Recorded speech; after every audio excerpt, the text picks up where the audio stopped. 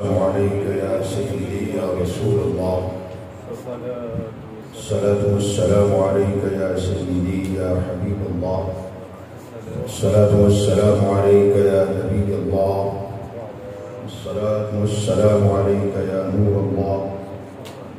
الصلاة والسلام عليك يا رحمة للعالمين وعلى آلك وأصحابك يا شفيع المذنبين.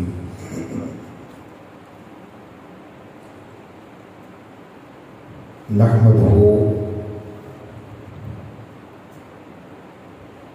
ونصلي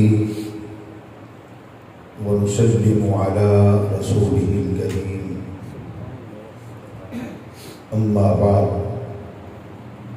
فأعوذ بالله من الشيطان الرجيم. بسم الله الرحمن الرحيم.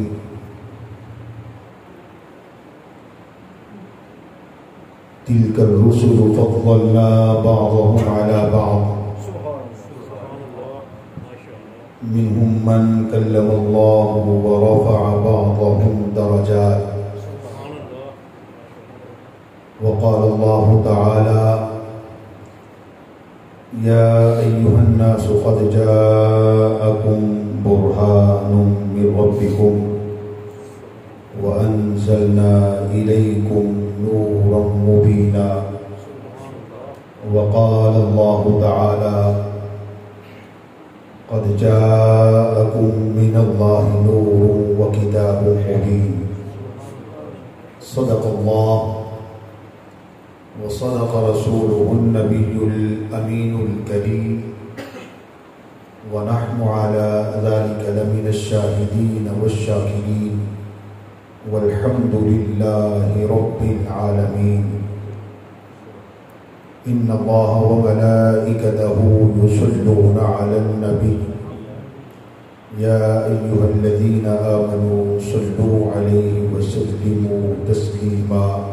محبت سے بآواز بلند بارگاہ رسالت مآب صلی اللہ تعالی علیہ وآلہ وسلم میں ذوق اور شوق سے درود پاک کا نذرانہ پیش کیجیے.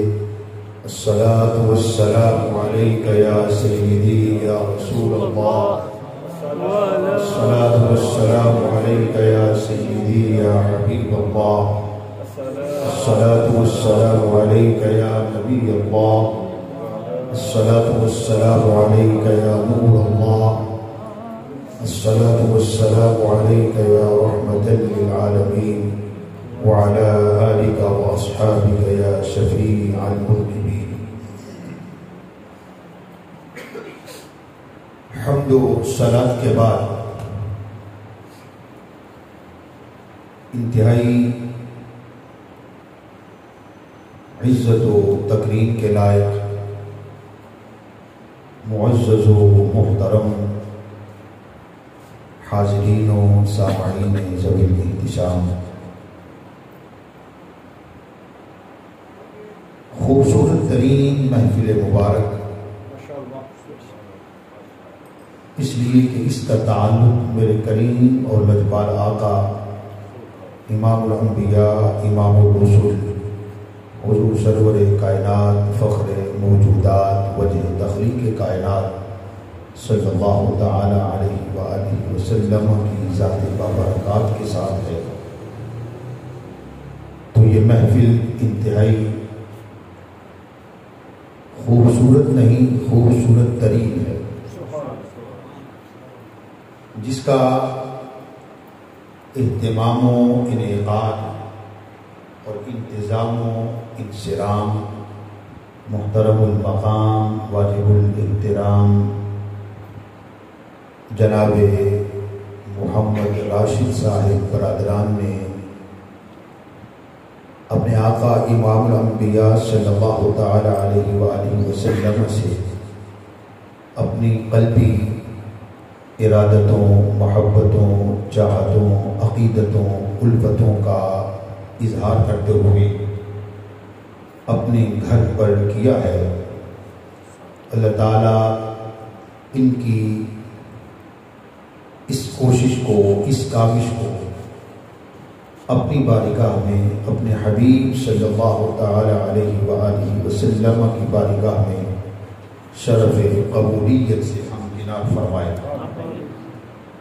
آپ احباب جس محبت سے، جس ذوق سے، جس شوق سے، جس لگن سے اور جس طرف سے یہاں بیٹھ کر ذکر مصطفیٰ صلی اللہ تعالی علیہ وآلہ وسلم سماعت فرما رہے ہیں، اللہ تعالیٰ آپ کا یہاں بیٹھنا آنا جانا قبول و منظور فرمائے، اور دنیا و آخرت میں اللہ پاک آپ کو بھی ہم کو بھی اس کی بہترین جزا عطا فرمائے۔ حضرات ذی وقار، چونکہ ماہ ربیع الاول شریف اپنے اختتام کی طرف رواں دواں ہے، اس مبارک مہینے کے چند ایام ابھی باقی ہیں،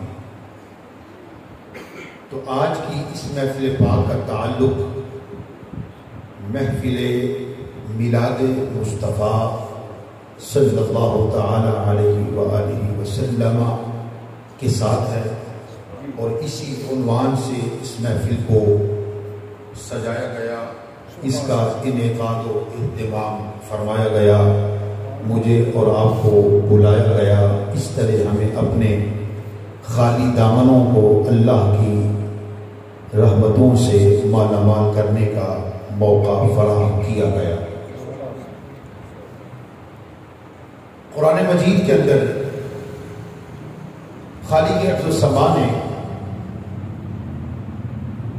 میرے کریم اور لجپال آقا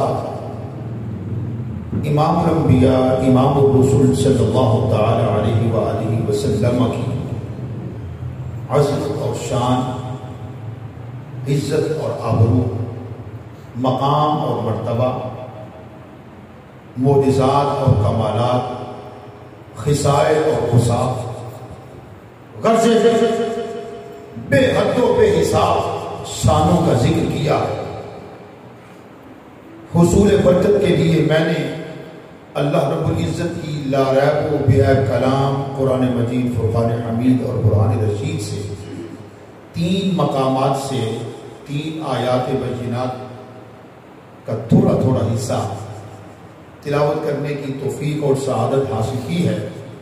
یقین جانیے کہ اللہ نے ان تینوں مقامات پر عظمت و شان مصطفیٰ کا دریا بہا دیا۔ فرمایا تلک الرسل فضلنا بعضهم على بعض منهم من کلم اللہ ورفع بعضهم درجات۔ تیسرا سپارہ، تیسرے سپارے کی پہلی آیت شریفہ کا ابتدائی حصہ، اس میں اللہ تعالیٰ خود انبیاء و مرسلین علیہ السلام کے مقامات اور ان کے مراتب اور ان کے فضائل بیان فرما رہا۔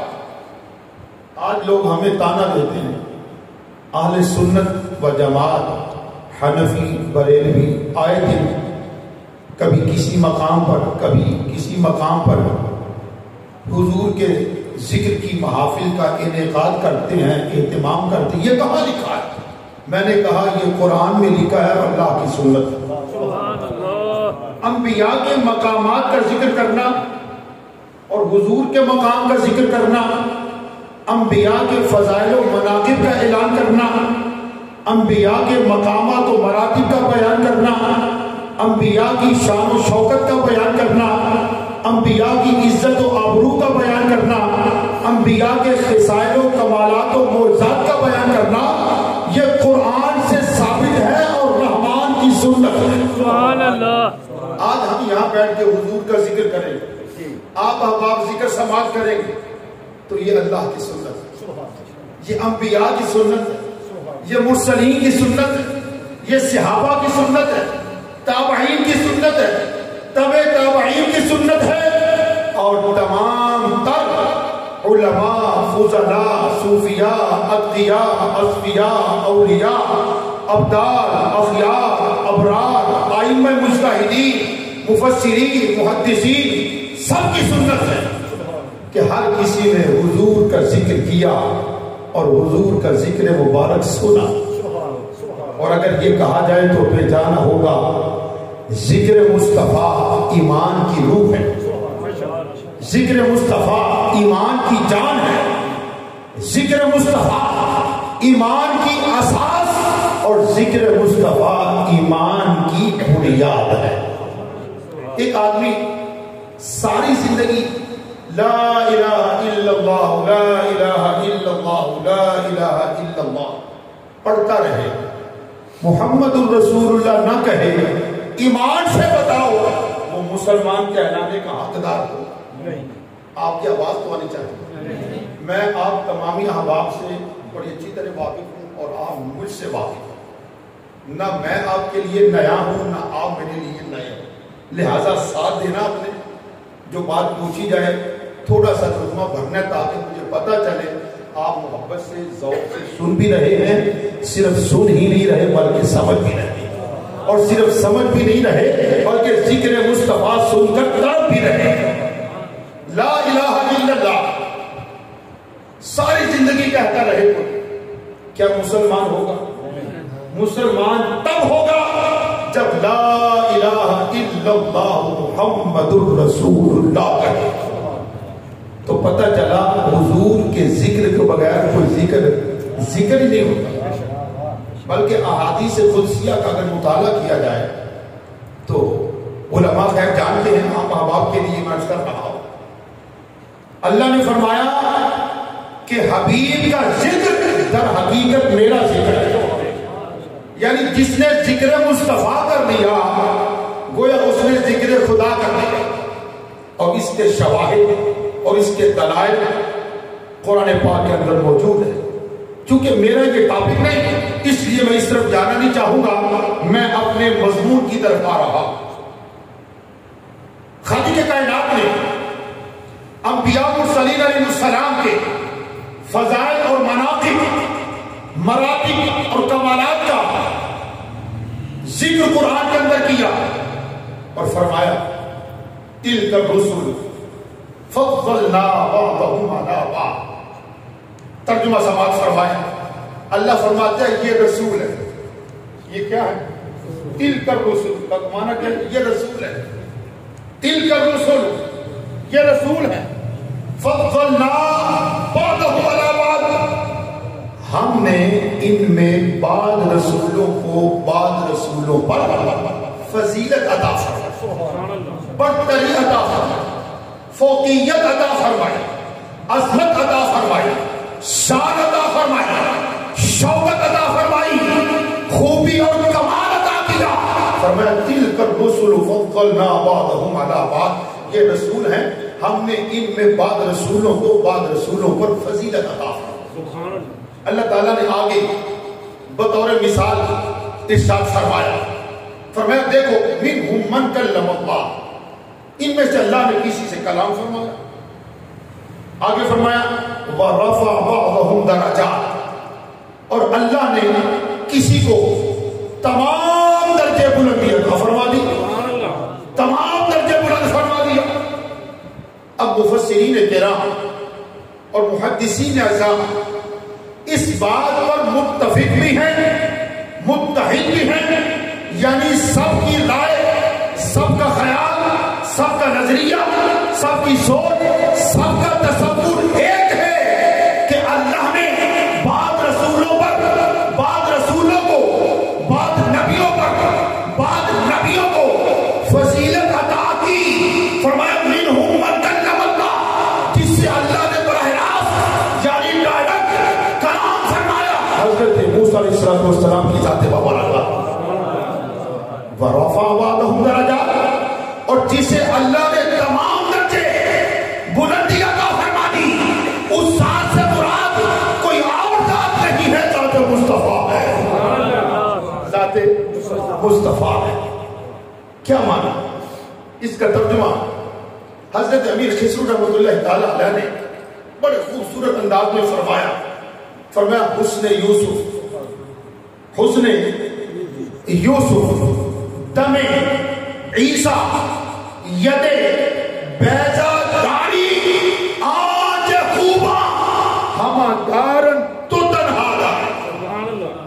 چونکہ کلام ہے فارسی کا، اس کی تھوڑی اردو کے اندر ترجمانی کرنے کی کوشش کرتا ہوں تاکہ بات آپ کو کما حق سمجھ جائے۔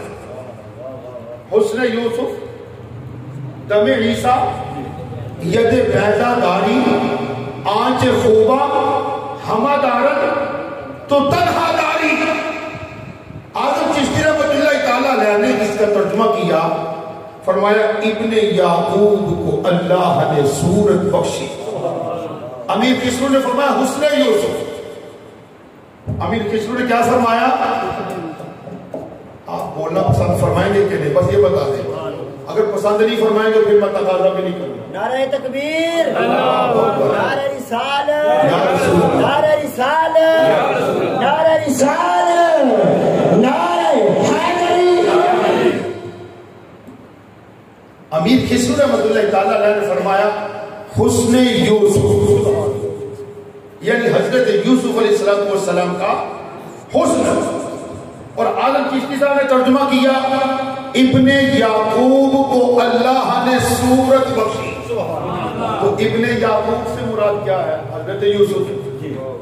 ذکر امیر خسرو بھی حضرت یوسف کے حسن کا کر رہے ہیں، اور اعظم چشتی رحمۃ اللہ تعالیٰ علیہ بھی حضرت یوسف علیہ السلام کے حسن ہی کا تذکرہ کر رہے ہیں۔ انہوں نے فرمایا حسن یوسف، انہوں نے آسان کیا، ابن یعقوب کو اللہ نے صورت بخشی اور ید بیضا کی کلیم اللہ کو نعمت بخشی، اور عیسیٰ کو مسیحائی کی دولت بخشی۔ گویا ہر نبی کو کوئی عزت، کوئی عظمت بخشی، میری سرکار کو بے پردہ زیارت بخشی، میری سرکار کو بے پردہ زیارت بخشی۔ اس میں بھی حضور کا بڑا کمال ہے۔ یہ حضرت موسیٰ علیہ السلام اولو العزم نبی، اولو العزم رسول، جو اللہ کے بڑے پیارے بھی تھے، اللہ کے بڑے چہیتے بھی تھے، اللہ کے بڑے لاڈلے بھی تھے، اللہ کے بڑے محبوب بھی تھے، اللہ نے جن کے سر پر کلیم اللہ کا تاج سجایا، جن کے ساتھ براہ راست کلام فرمایا، ڈائریکٹ اللہ کا کلیم اپنے رب سے کلام کیا کرتا تھا، گفتگو کیا کرتا تھا، محو کلام ہوا کرتا تھا۔ یہ بڑا اعزاز ہے، یہ بڑا مقام ہے، مگر باوجود اس مقام کے اللہ کا کلیم کہتا رہا ربی ارینی انظر الیک، ربی ارینی انظر الیک، باری تعالیٰ تجھے دیکھنا چاہتا ہوں۔ جواباً کیا سنتے؟ لن ترانی، پیارے کلیم تم ہمیں نہیں دیکھ سکو، تم ہمیں، تم سب کی بات نہیں کی یا کسی اور کی بات نہیں کی، فرمایا لن ترانی، ہرگز ہرگز تم ہمیں نہیں دیکھ سکو گے۔ مولا میں تو تجھے دیکھنا چاہتا ہوں، میں تو تیرا دیدار کر کر رہوں گا، تیرے کلام کے اندر، تیری آواز کے اندر، تیری گفتگو کے اندر وہ لذت ہے، وہ چاشنی ہے، وہ کیف ہے، وہ سرور ہے، وہ مزہ ہے کہ مولا تیری آواز میں اتنا سرور ہے، تیرے دیدار میں لذت کیا؟ وہ اپنی پیاری پیاری آواز سنانے والے ذرا اپنا حسن بھی دکھا، اپنا جلوہ بھی دکھا۔ تقاضا کرتا چلا گیا ربی ارینی انظر الیک، مولا میں تجھے دیکھنا چاہتا ہوں۔ فرمایا لن ترانی، کلیم تم ہمیں ہرگز ہرگز نہیں دیکھ سکو گے۔ جب تقاضا اور بھی بڑھنے لگا نا، فرمایا کلیم باز آ جاؤ۔ کہا مولا نہیں میں نے دیکھنا ہے۔ اچھا فرمایا آؤ کوہ طور، کوہ طور پہ آ جاؤ، دیکھنا ہے تو آؤ کوہ طور پہ۔ کہا ٹھیک ہے۔ اب حضرت موسیٰ علیہ السلام کوہ طور پہ تشریف لے گئے۔ خالق کائنات نے فرمایا ہم اپنی ایک تجلی صفاتی کا نزول فرمائیں گے، اگر ہماری تجلی صفاتی کی تم تاب لے آؤ گے ہمیں دیکھ سکو گے، لیکن اگر تجلی صفاتی کی تاب نہ لا سکے تو ہمیں دیکھ نہیں سکو۔ کہا مولا منظور ہے۔ اب جناب موسیٰ علیہ السلام کوہ طور پر، کوہ طور کہاں ہے؟ مصر کے اندر کوہ طور پر جناب تشریف لے گئے۔ اللہ تعالیٰ نے اپنی تجلی ذاتی نہیں، تجلی صفاتی نازل فرمائی. اللہ کی طرف سے صفاتی تجلی کا نازل ہونا تھا کہ کوہ طور سارے کا سارا پہاڑ ریزہ ریزہ ہو گیا, جل کر خاکستر ہو گیا. جب پہاڑ جل گیا, ریزہ ریزہ ہو گیا, موسیٰ علیہ السلام یہ منظر دیکھ کر تاب نہ لاتے ہوئے بے ہوش ہو کے گر جاتے ہیں. اور قرآن اعلان کرتا ہے فَلَمَّا تَجَلَّى رَبُّهُ لِلْجَبَلِ جَعَلَهُ دَكًّا وَخَرَّ مُوسَىٰ صَعِقًا. اللہ کا تجلی صفاتی کا ورود فرمانا تھا. کوہ طور ریزہ ریزہ ہو گیا, جل گیا, اور موسیٰ علیہ السلام بے ہوش ہو گئے. موسیٰ علیہ السلام بے ہوش ہو گئے. یہ کلیم اللہ تھا, یہ کلیم اللہ تھے جو تقاضے پہ تقاضا کرتے رہے. ربی آرنی انظر الیک, مولا تجھے دیکھنا چاہتا ہوں. جواباً سماعت کرتے لن ترانی, تم ہمیں ہرگز نہیں دیکھ سکو گے. پھر ایسا ہی ہوا. لیکن دوستان محترم, ایک ہے کلیم اللہ اور ایک ہے حبیب اللہ. کلیم اللہ کا مقام اور ہے, حبیب اللہ کا مقام اور ہے. جو کلیم اللہ ہوتا ہے وہ تقاضے پہ تقاضا کرتا ہے, اور جب اللہ اپنی تجلی صفاتی کا ورود فرماتا ہے تاب نہ لاتے ہوئے بے ہوش ہو کے گر جاتا ہے. ارے جو حبیب اللہ ہوتا ہے وہ تقاضا نہیں کرتا ہے, بلکہ رب کائنات جبریل کو آواز دیتا ہے. جبریل باری الوہیت میں حاضر ہوتا ہے. اللہ ارشاد فرماتا ہے جبریل جاؤ میرے محبوب کی بارگاہ میں. دیکھو میرا محبوب اپنے چچا داد بہن ام ہانی کے ہاں محو آرام ہے. جبریل جاؤ محبوب کو اٹھاؤ, ہمارا پیغام سناؤ, اور حبیب سے کہو اے حبیب تیرا رب تیری زیارت و ملاقات کا شوق رکھتا ہے. ادھر تقاضے پہ تقاضا تھا اور ادھر کیا تھا, جبریل جاؤ حبیب کو بلاؤ, لے کے آؤ اور اسے فرماؤ کہ تیرا رب تیری زیارت و ملاقات کا اشتیاق یعنی شوق رکھتا. کیونکہ حبیب اللہ کا مقام اور ہے, کلیم اللہ کا مقام, صوفی جی کلیم اللہ کا مقام اور ہے. اب جب حضور کو اللہ نے اپنے پاس بلا دیا, پردے ہٹا دیے, جلوہ دکھا دیا, تو سرکار نے سر کی آنکھوں سے ٹکٹکی باندھ کر جلوہ خدا کا مشاہدہ کیا, جلوہ خدا دیکھا. اور اس چاند سے دیکھا اللہ نے قرآن کے اندر 27ویں سپارے میں سورۃ النجم میں ارشاد فرما دیا ما زاغ البصر وما طغى. شاعر کی روح تڑپی, شاعر نے کہا موسیٰ سے ہوش رفت بجب جلوہ صفات تو اے نظام نیلی گری در تبسمی. موسیٰ علیہ السلام تو تاب نہ لاتے ہوئے بے ہوش ہو گئے, اور حبیب تیرا مقام یہ ہے کہ تو سر کی آنکھوں سے اللہ کو دیکھ بھی رہا تھا اور تبسم بھی فرما رہا تھا, دیکھ بھی رہا تھا, تبسم بھی فرما رہا تھا. موسیٰ سے ہوش رفت بیک جلوہ صفات تو اے نزاد مین گری در تبسمی. دوستان محترم, بات کہیں کی کہیں نکل گئی. میں عرض یہ کر رہا تھا اللہ تعالیٰ نے انبیاء کرام علیہ السلام کو بڑی بڑی شان عطا کی, بڑی بڑی عظمت عطا فرمائی, بڑے بڑے مقامات و مراتب سے مالا مالوں سے فراغ فرمایا. انبیاء آئے, مرسلین آئے, نبوت و رسالت کی نشانیاں لے کے آئے, کمالات لے کے آئے, فضائل لے کے آئے, مناقب لے کے آئے, معجزات لے کے آئے. لیکن دوستو انبیاء کے کمالات اور ان کے معجزات محدود تھے, گنتی میں آنے والے تھے. اللہ نے ہر نبی کو, ہر رسول کو کمال دے کے بھیجا اور مصطفیٰ کو معجزہ بنا کے بھیج دیا. مصطفیٰ کو معجزہ بنا کے بھیج دیا. انبیاء کو بھیجا معجزات دے کے اور حضور کو معجزہ بنا کے بھیجا. جب حضور کو معجزہ بنا کے بھیجا تو پھر یہ کہا جائے تو بھیجا تو نہیں ہوگا نا کہ جو آئے معجزہ بن کر. جب مصطفیٰ معجزہ بن کر جب مگر ہوا تو پھر کہنے دیجئے مصطفیٰ کی جبین سعادت معجزہ ہے, مصطفیٰ کے گوشت مبارک معجزہ ہے, مصطفیٰ کی چشمان نرگسی معجزہ ہے, مصطفیٰ کی زلف عمری معجزہ ہے, مصطفیٰ کے لمح مبارک معجزہ ہے, مصطفیٰ کے دندان مبارک معجزہ ہے, مصطفیٰ کا دہن اقدس معجزہ ہے, مصطفیٰ کا سینہ اطہر معجزہ ہے, مصطفیٰ کے دست مبارک معجزہ ہے, مصطفیٰ کے پائے اقدس معجزہ ہے, مصطفیٰ کا روح والدہا معجزہ ہے. ارے مصطفیٰ کی صورت معجزہ ہے, مصطفیٰ کی سیرت معجزہ ہے, مصطفیٰ کی رفتار معجزہ ہے, مصطفیٰ کی گفتار معجزہ ہے. یہ کہا جائے تو بیگانہ ہوگا مصطفیٰ کے جسم اطہر کا بال بال معجزہ ہے.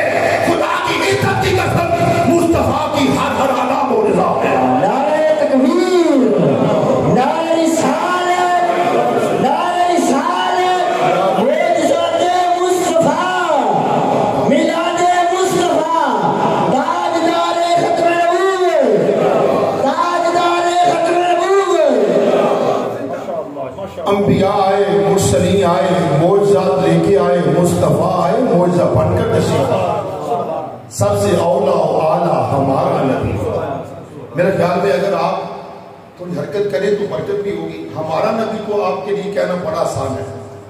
ہاتھ اٹھائیں جن کے لیے مشکل ہے, کسی کے لیے بھی مشکل نہیں. اب آپ نے کیا کہنا ہے؟ ہمارا کیا کہنا ہے؟ یاد کر لو کیا کہنا ہے؟ ہمارا نبی. بار بار کہنا ہے سب سے اولا و اعلیٰ ہمارا نبی. نہیں اس طرح نہیں, محبت سے کہنا.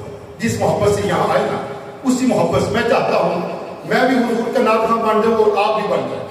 اور یاد رکھو جو حضور کی تعریف کرتا ہے, جو حضور کی توصیف کرتا ہے, جو حضور کی نعت کہتا ہے, جو حضور کی نعت پڑھتا ہے, حضور کی ان کے لیے دعا ہے. جو تعریف مصطفیٰ کرتا ہے اللہ اس کے منہ کی مہر کو سلامت رکھتا ہے, اس کے چہرے کو سلامت رکھتا ہے.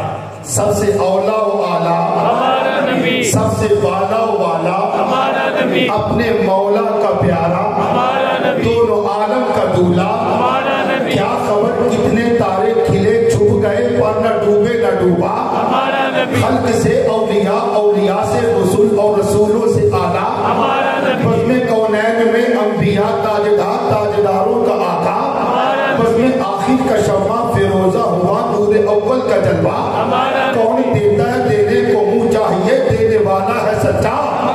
جن کے طلبوں کا دوبند ہے آب حیات ہے وہ رحمت کا دریا ہمارا نبی. اور دیے معجزے انبیاء کو خدا نے, معجزہ بن کے آیا, معجزہ بن کے آیا ہمارا نبی. سبحان اللہ. حضور معجزہ بن کر تشریف لائے. حضور معجزہ لے کر نہیں آئے, معجزہ بن کر تشریف لائے. تو پھر آج کی اس محفل میں حضور کے کس کمال کا ذکر کیا جائے, حضور کی کس شان کو چھیڑا جائے. اگر آپ کا ذوق ہوگا تو بات آگے بڑھے گی, ورنہ ہم اپنے مضمون کو بڑی خوبصورتی کے ساتھ کلوز بھی کر دیں گے.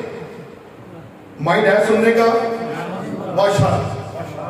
حضور کا حسن اور حضور کا جمال, کیونکہ آج ہر شخص عزت چاہتا ہے, آبرو چاہتا ہے کہ لوگ میری عزت کریں. اس طرح چاہنے سے لوگ عزت نہیں کرتے. میں آپ کو نسخہ بتاتا ہوں, آپ حسن مصطفیٰ کا تذکرہ کیا کرو, لوگ تمہاری عزت کریں. ہاں یہ بڑے بڑے علماء نے کتابوں میں لکھا ہے. جو یہ چاہتا ہو نا کہ معاشرے میں اس کی عزت بڑھ جائے, اس کی عزت میں اضافہ ہو, کوئی اور کام کرے نہ کرے, ذکر مصطفیٰ کرے, حسن مصطفیٰ کا تذکرہ کرے, مصطفیٰ کے جمال کی باتیں کرے, مصطفیٰ کی خوبصورتی کی باتیں کرے, مصطفیٰ کی سیرت و صورت کی باتیں کرے, اللہ اس کی عزت کو دوبارہ فرمائے. حضور کا حسن و جمال, یہ کیسا حسن تھا, یہ کیسا جمال تھا, وہ بات مجھے یاد آ رہی ہے. کہ حضور نبی اکرم صلی اللہ تعالی علیہ وآلہ وسلم ہجرت فرما کر مکہ المکرمہ سے مدینہ منورہ کی طرف رواں دواں تھے. ابھی راستے میں تھے کہ چلتے چلتے ایک ایسے مقام پہ پہنچے کہ ایک خیمہ دکھائی دیا. خیمہ کہہ لیں, جھونپڑی کہہ لیں, چھوٹا سا گھر کہہ لیں.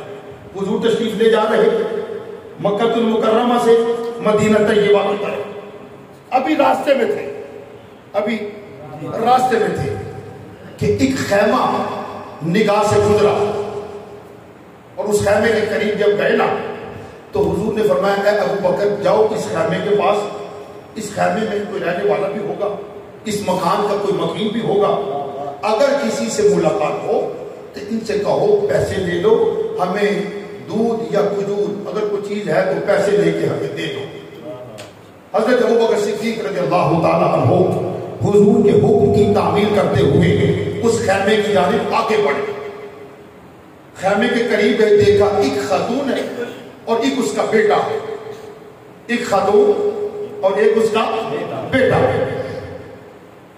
حضرت ابوبکر صدیق رضی اللہ تعالیٰ عنہ نے پوچھا اے خاتون بتاؤ تیرے ہاں کھجوریں ہو یا بکریوں کا دودھ ہو تو پیسے ہم سے لے لو اور ہمیں کھجور اور دودھ دے دو.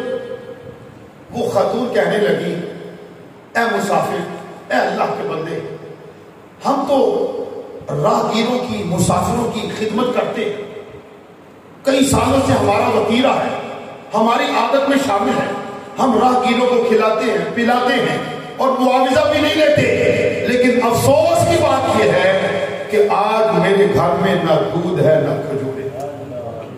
حضرت ابوبکر صدیق رضی اللہ تعالیٰ عنہ واپس آنے لگے. اتنے میں حضور بھی اس خیمے کے پاس تشریف لے گئے. بڑا ایمان افروز واقعہ, آپ کا ایمان تازہ ہو جائے گا, آپ کی روح کو قرار حاصل ہو جائے گا, سینوں میں ٹھنڈ پڑ جائے گی اپنے آقا کی عظمت کا حال سن کے. اتنے میں حضور بھی اس خیمے کے پاس تشریف لے گئے. اس آپ سمجھ آ رہی, حضور بھی خیمے کے پاس تشریف لے گئے. ابوبکر صدیق رضی اللہ تعالیٰ عنہ عرض کرتے آقا میں نے بات چیت کی ہے خاتون سے, مگر ان کے پاس نہ کوئی دودھ ہے نہ کوئی کھجور ہے. اچھا, حضور جناب خرام ناز فرماتے فرماتے خیمے کی جانب آگے بڑھ رہے, یہاں تک کہ حضور نے دیکھا ایک مریل سی, بیمار سی, کمزور سی, ناتواں سی بکری کھڑی ہے. جب حضور کی نگاہ بکری پر پڑی نا تو حضور نے فرمایا اے خاتون اگر تو اجازت دے دے تو اس سے دودھ حاصل کر لے, اس سے دودھ حاصل کر لے. اب وہ خاتون یہ تو نہیں جانتی تھی یہ کون ہے, میرے مخاطب کون ہے, میں کن سے کلام کر رہی ہوں. وہ تو ایک راہ کی مسافر سمجھ کر بات کر رہی تھی. اس نے کیا کہا, اس نے کہا اے حسین چہرے والے, اللہ نے تجھے کتنا حسن عطا کیا ہے, کیسا جمال عطا کیا ہے, کیسی خوبی عطا کی ہے کہ آپ کتنے حسن کے مالک ہو. اے حسین چہرے والے, یہ بکری نر کے قریب نہیں گئی, یہ بکری بیمار ہے, یہ بکری مریل ہے, یہ توانا نہیں ہے, فرما نہیں ہے, اس کے تھنوں میں دودھ کا قطرہ تک نہیں ہے. لیکن اے حسین چہرے والے میں انکار کروں تو کیسے, میں انکار نہیں کرتی, جاؤ آپ کوشش فرما لیں, اگر دودھ دے دیا تو لے لیں. میرے خیال میں آپ کو سمجھ نہیں آئی یا آپ کی توجہ نہیں. فرمایا میں انکار تو نہیں کر سکتا, لیکن آپ تشریف لے جائیں, آپ کوشش فرما لیں. اب جناب حضور اس بکری کی جانب آگے بڑھے. جب حضور اس بکری کے قریب گئے نا تو حضور نے دیکھا واقعتاً اس کے تھنوں میں دودھ نہیں تھا, تھن اس کے خشک تھے, مریل تھے, ہڈیاں نظر آ رہی تھی. باوجود اس ناتوانی کے حضور نے اپنا دست نبوت جیسے ہی اس کی پشت پہ رکھا اور زبان نبوت کو حرکت دیتے ہوئے حضور نے دعا کی, اللہم بارک لہا فی شاتہا, باری تعالیٰ اس بکری میں برکت عطا فرما. حضور کا یہ دعا فرمانا تھا، خالق کائنات کا اپنے حبیب کی اس دعا کو شرف قبولیت سے ہمکنار فرمانا تھا۔ وہ بکری جو مریم بھی تھی، وہ بکری جو بیمار بھی تھی، وہ بکری جو ناتواں بھی تھی، وہ بکری جو ضعیفہ بھی تھی، وہ بکری جو کمزور بھی تھی، مصطفیٰ کے دست مبارک کا مست ہونا تھا۔ خدا کی قدرت اس کے تھن دودھ سے بھر گئے اور وہ کمزور تھی، فربا اور صحتیاب ہو گئی، فربا بھی ہو گئی، صحتیاب بھی ہو گئی۔ بلکہ اس نے حدیث پاک میں آتا اس نے دونوں ٹانگیں کھول دی۔ حضور نے فرمایا اے خاتون اب ذرا برتن تو لاؤ، اے خاتون برتن لاؤ۔ اس خاتون کے پاس ایک جیسے بڑا سا پیالہ ہوتا ہے نا، پیالہ نما ایک برتن تھا، اس نے جناب وہ پیالہ اٹھایا اور حضور کی خدمت میں پیش کر دیا، حضور کی خدمت میں پیش کر دیا۔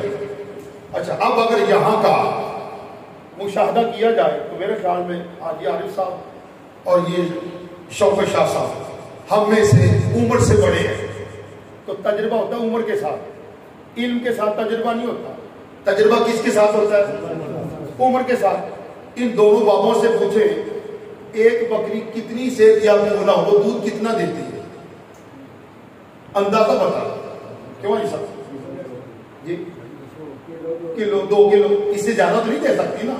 لیکن دیکھیے ذرا جب سرکار نے اس بیمار بکری کی مجھ پہ دست نبوت پھیرا، وہ توانا ہو گئی، فربا ہو گئی، صحت مند ہو گئی اور دودھ اتر آیا۔ فرمایا کیا خاتون برتن لاؤ، برتن منگوایا، حضور نے اپنے دست مبارک سے دودھ اخذ کیا، دودھ حاصل کیا، دودھ دھویا۔ جب برتن دودھ سے بھر گیا نا تو فرمایا اے خاتون تو نے کئی دنوں سے کچھ کھایا نہیں، لو پیو اور اپنی بھوک مٹاؤ۔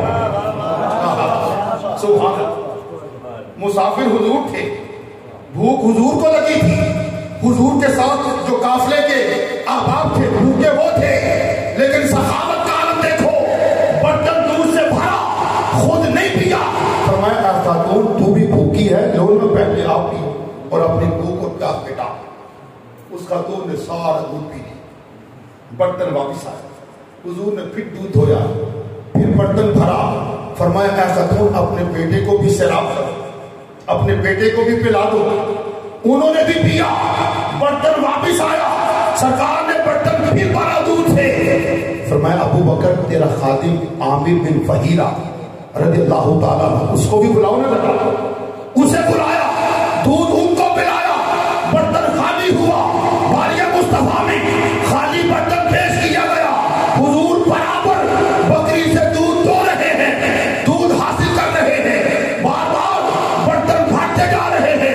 کبھی خاتون کو پلاتے ہیں، کبھی اس کے بیٹے کو پلاتے ہیں، کبھی ابو بکر صدیق کے خادم کو پلاتے ہیں، کبھی ابو بکر کو پلاتے ہیں۔ سب کو پلانے کے بعد حضور اس دودھ کے اس برتن کو دودھ سے بھرتے ہیں اور خود نوش فرماتے ہیں۔ بات ابھی بھی ختم نہیں ہوئی، حضور نے پھر جناب دودھ حاصل کیا، برتن بھرا۔ فرمایا اے خاتون تیرا شوہر بھی بھوکا ہے، جیسے ہی وہ گھر میں آئے یہ دودھ اس کو بھی پلا دے۔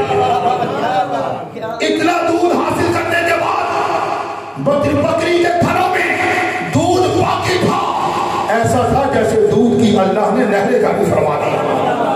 یہ میرے آقا کے دست مبارک کا کمال تھا، حضور کے دست نبوت کی یہ تاثیر اور طاقت تھی کہ اللہ نے بیمار اور مرگل بکری کو دودھ عطا فرما دیا۔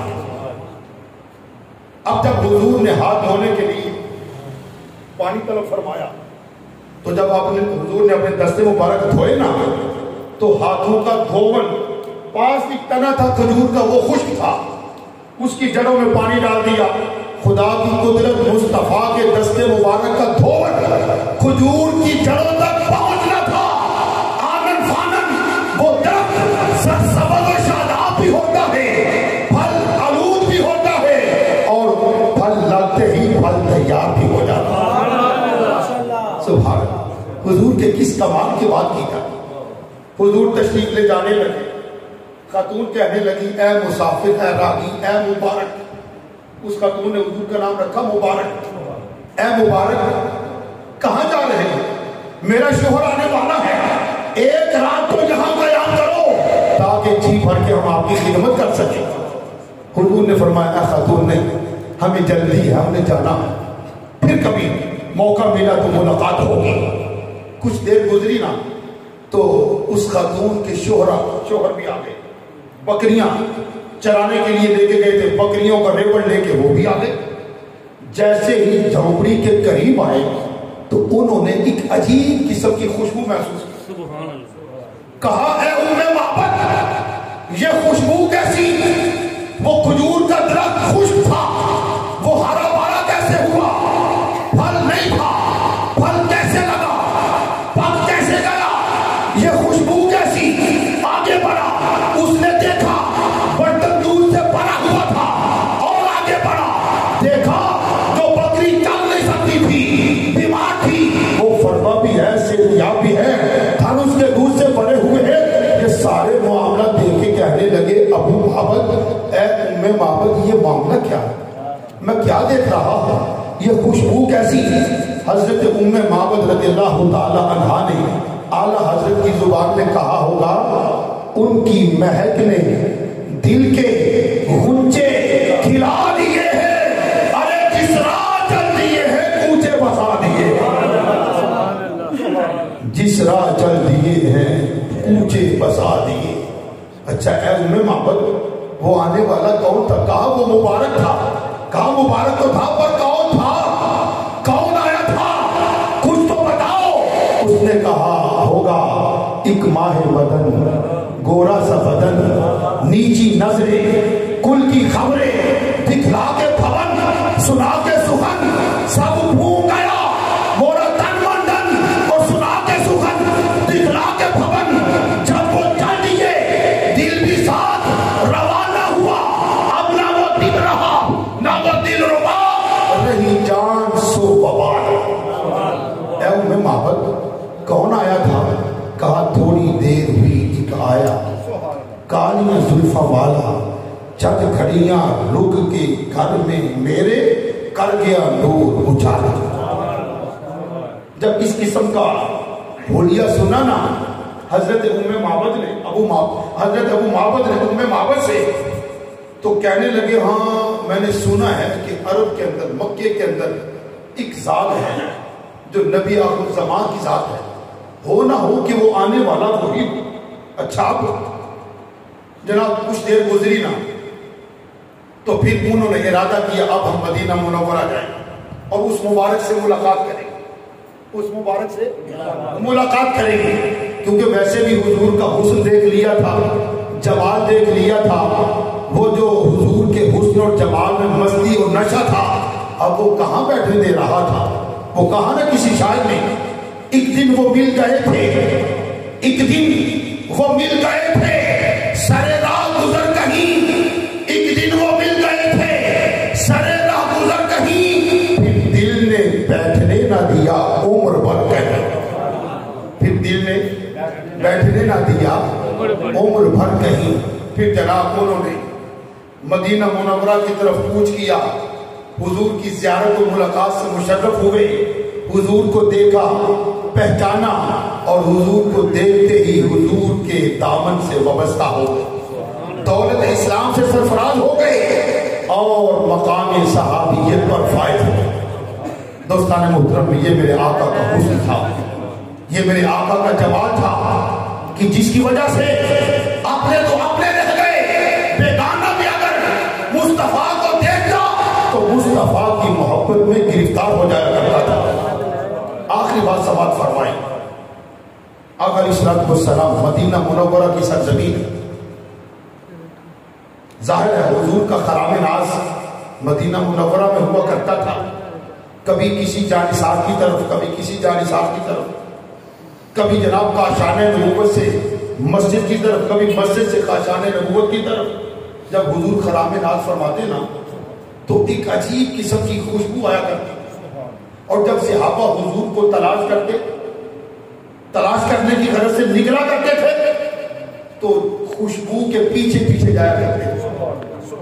خوشبو جدھر سے آیا کرتی تھی ادھر چل پڑتے تھے، تھوڑی مسافت کے بعد حضور سے ملاقات ہو جایا کرتی تھی، یعنی خوشبو بتاتی تھی حضور یہاں سے تشریف لے گئے۔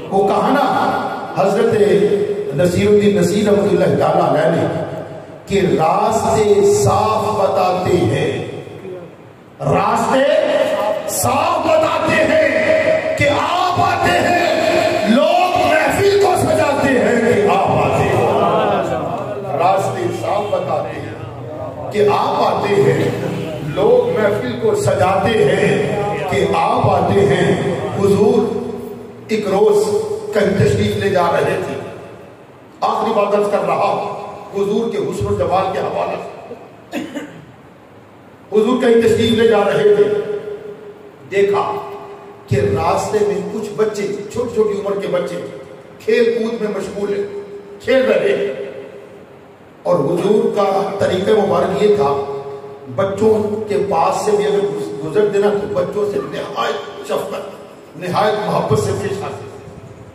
بچوں سے سلام لیتے، بچوں کا چہرہ چومتے، بچوں کو شفقت اور محبت کی نگاہ سے دیکھتے، بچوں کے ساتھ دلجوئی کیا کرتے۔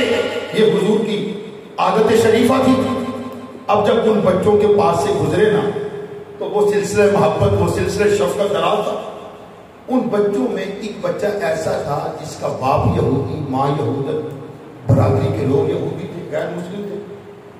جب اس نے حضور کا حسن دیکھا، جمال دیکھا، تو وہ ٹٹکی باندھ کے مصطفیٰ کے روح والدہا کو دیکھ رہا، دیکھتا چلا جا رہا، دیکھتا چلا جا رہا جرا۔ آخر اس نے سوچا کہ یہ خوبصورت ذات جلوہ دکھا کے تشریف لے گئی، اچھا کل پھر ادھر آؤں گا کھیلنے کے لیے، یہاں آئیں گے، یہ ذات آئے گی، پھر یہ نورانی چہرہ دیکھوں گا، یہ پھر یہ حسن دیکھوں گا، پھر اس حسن کا نظارہ کروں گا تو سبحان اللہ مزہ آئے گا۔ اس نے جناب رات تک بڑی بے چینی کے ساتھ، بڑی بے صبری کے ساتھ انتظار کیا، رات پڑی، سو گیا۔ صبح ہوتے ہی اب انتظار میں کہ کب وہ وقت آئے جب بچے باہر آتے ہیں، میں بھی کھیلنے جاؤں گا، اور جب کھیلنے جاؤں گا تو وہ ذات تشریف آئے گی اور میں اس کا مکھڑا دے کے تو لذت حاصل کروں گا۔ چنانچہ یہودی کا نوجوان بیٹا بھی ان بچوں میں پھر اسی وقت آ گیا۔ اب بچے کھیل رہے ہیں مگر وہ اسی دھن میں، اسی تصور میں، اسی خیال میں ہے کہ جو ذات کل تشریف لائی تھی آج پھر آئے گی، اور جب آئیں گے تو میں ان کا حسن دیکھ کے خوشی محسوس کروں گا، لذت پاؤں گا، سرور حاصل کروں گا۔ چنانچہ بچے کھیل رہے تھے، وہ مصطفیٰ کے انتظار میں کھڑا تھا۔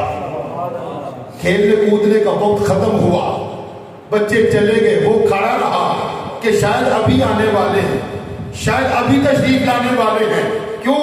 ایک دن وہ مل گئے تھے، سرے راہ گزر کہیں، پھر دل نے بیٹھنے نہ دیا، عمر بھر کہیں۔ وہ بچہ تھا، ابھی تک یہودی بھی تھا، لیکن محمد مصطفیٰ کی زلفوں کا اسیر ہو چکا تھا، عشق مصطفیٰ سے سرشار ہو چکا تھا، محبت مصطفیٰ اس کے دل کے اندر جاگزی ہو چکی تھی، اپنا گھر بنا چکی تھی۔ بچے چلے گئے، وہ مصطفیٰ کی آمد کے انتظار میں کھڑا رہا، دھوپ میں کھڑا رہا۔ پھر گرمی بھی عرب کی، دھوپ عرب کی، اس گرمی سے کہیں زیادہ گرمی ہوتی، لیکن اس نے گرمی کی پرواہ نہیں کی، بلکہ وہ حضور کے انتظار میں کھڑا رہا۔ کیوں؟ لذت آرزو بھی کیا عجب شے ہے، لذت آرزو بھی کیا عجب شے ہے، ہجر میں بھی رہا خیال وصال، ہجر میں بھی رہا خیال وصال، انتے ہر عاشق منگے وصل ہمیشہ۔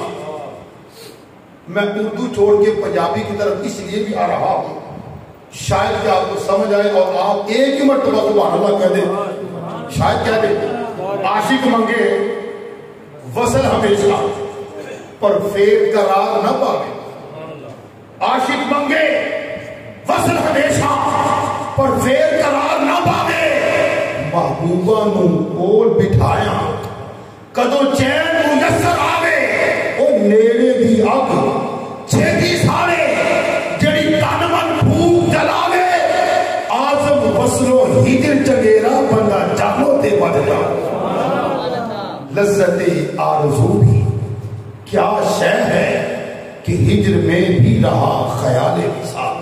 وہ حضور کے انتظار میں، حضور کے ہجر میں، حضور کے فراق میں، حضور کی جدائی میں، حضور کی محبت میں، حضور کی عقیدت میں، حضور کی لگن میں، حضور کی تڑپ میں، حضور کی چاہت میں، حضور کی محبت میں اور حضور کے عشق میں شام تک کھڑا رہا. مگر حضور کا اس طرف گزر نہ ہوا. رات پڑی، پھر سوچنے لگا چلے اب رات کا وقت ہے، سو جاتا ہوں. آج نہیں تشریف لائے، کل تو تشریف لائیں گے، کل پھر کسی وقت آؤگا. وہ نوجوان جناب تیسرے روز بھی اسی ٹائم اسی مقام پہ آتا ہے. بچے کھیل کے چلے جاتے ہیں، وہ جناب حضور کی آمد کا انتظار کرتے کرتے کھڑا رہتا ہے. 3 4 5 روز مسلسل جب دھوپ میں کھڑا رہا، مصطفیٰ کی آمد کا انتظار کرتا رہا، تو جناب گرمی اور دھوپ کی وجہ سے بخار آیا. بخار بہت تیز آیا. بخار اتنا تیز آیا کہ جناب وہ چند دنوں کے اندر نحیف اور کمزور ہو گئے، بستر علالت پہ لیٹ گئے.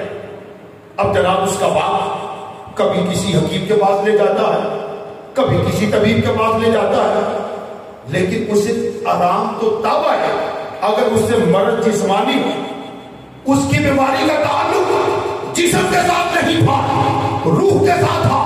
اس کی بیماری جسمانی نہیں تھی، روحانی تھی، ظاہری نہیں تھی، باطنی تھی، باہر کی نہیں تھی، اندر کی تھی. مگر باپ اسے بیمار سمجھ کر کبھی کسی طبیب کے پاس، کبھی کسی حکیم کے پاس، گویا مریض عشق پر ہو رحمت خدا.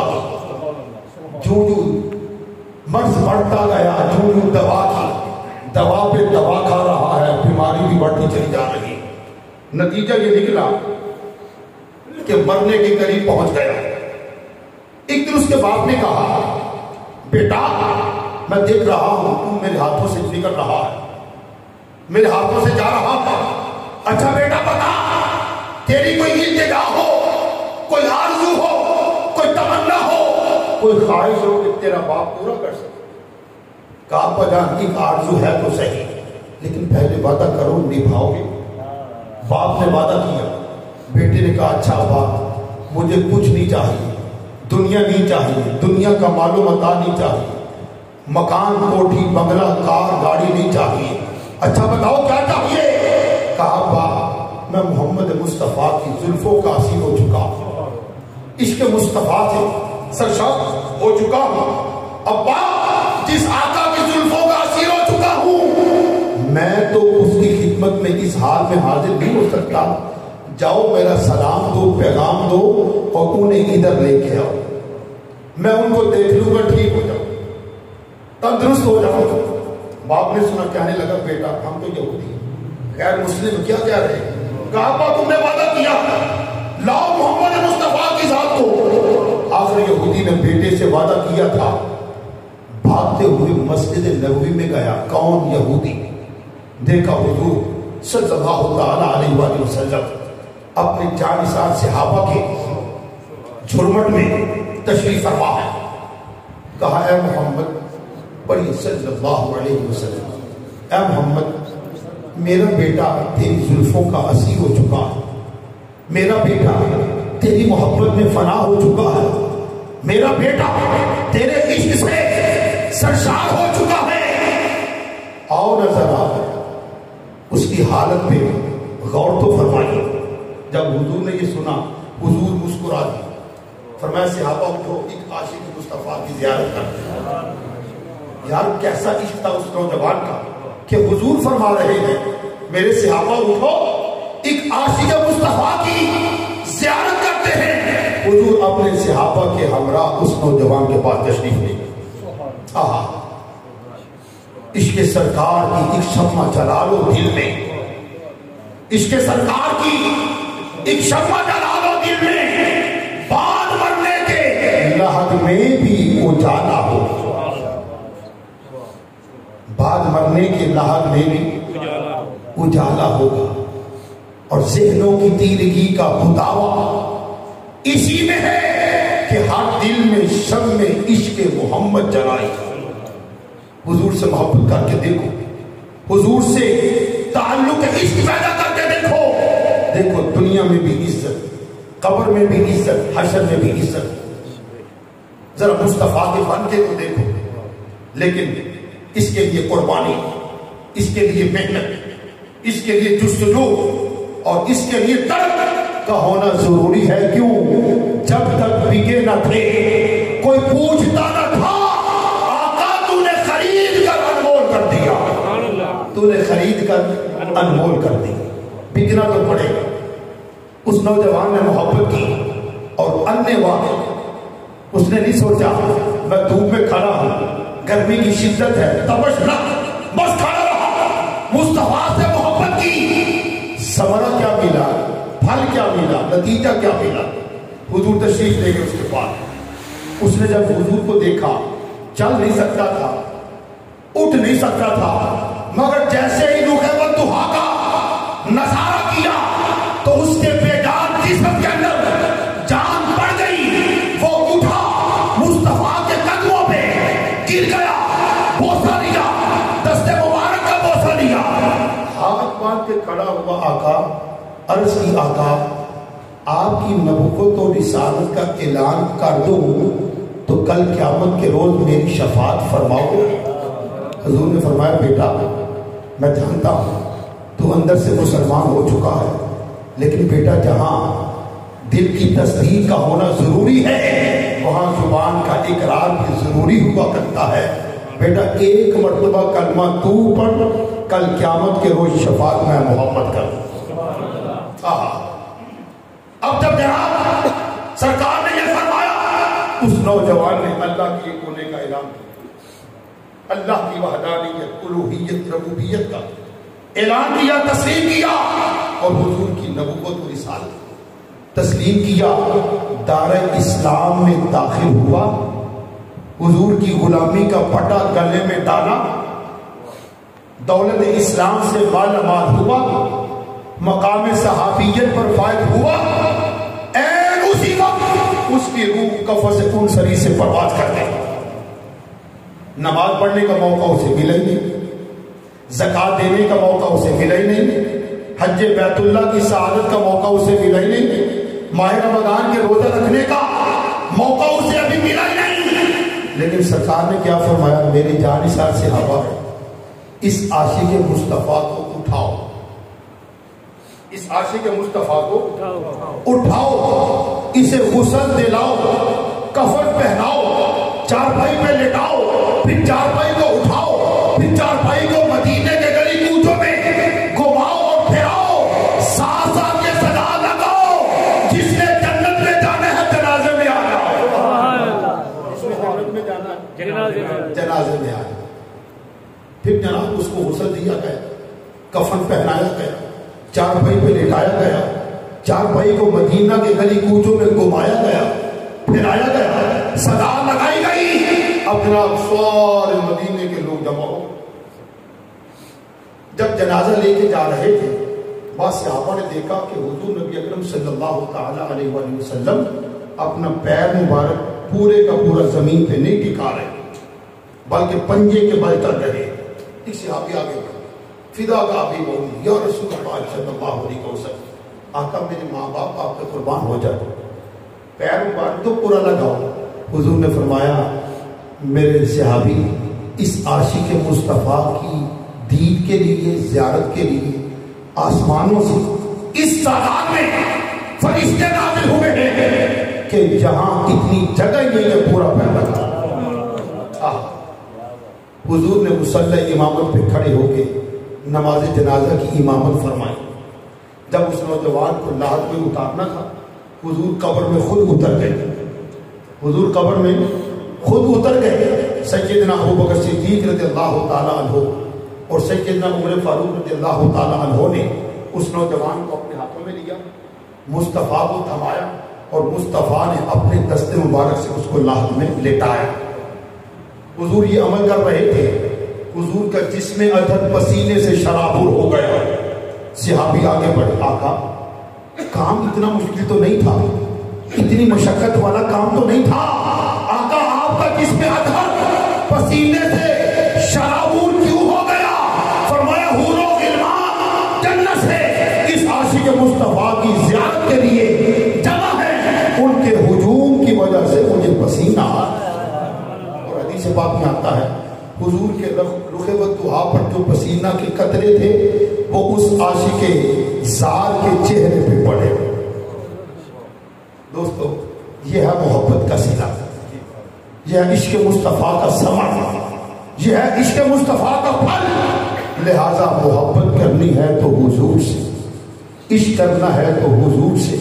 یہ دنیا و ما فیہا آنے جانے والی چیز۔ وہ کہا نا کسی نے سونے چاندی کی چمک بس دیکھنے کی بات، سونے چاندی کی چمک بس دیکھنے کی بات ہے، ارے 4 دن کی چاندنی پھر اندھیری رات ہے۔